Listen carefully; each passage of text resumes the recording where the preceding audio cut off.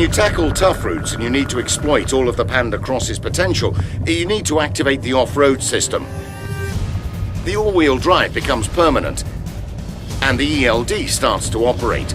This system acts on the wheels that are losing grip by braking them temporarily and transfers all the available drive torque to the wheels with the best grip on the ground.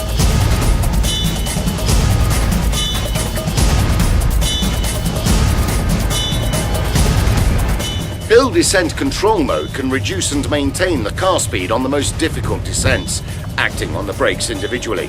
It can slow down to 5 km/h and is active up to 25 km/h.